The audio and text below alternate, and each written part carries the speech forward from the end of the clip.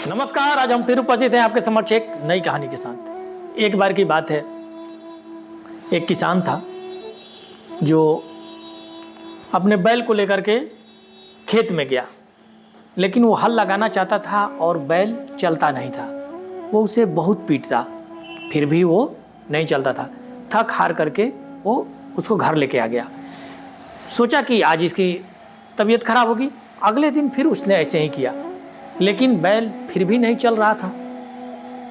फिर वो बैल को मारे जा रहा था, लेकिन बैल चलने का नाम नहीं ले रहा था। अचानक एक डोली जा रही थी नई दुल्हन की। उस दुल्हन ने इस चीज को देखा।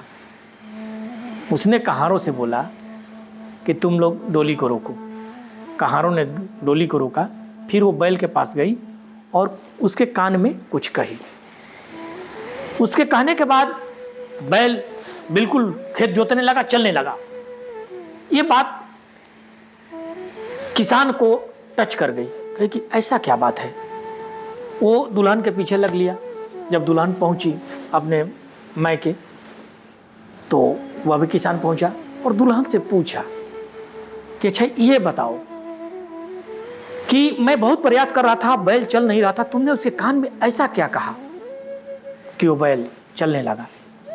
तब बोली कि महाराज, जो वो बैल है वह पूर्व जन्म के आपका बेटा था और मैं आपकी बहू थी।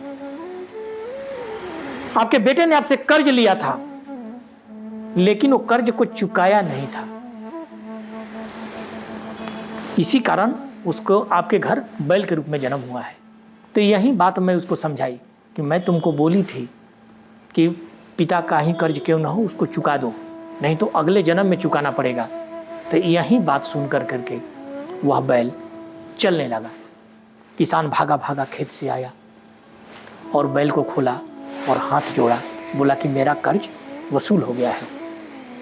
उसके बाद उसने बैल को की मौत हो जाती है।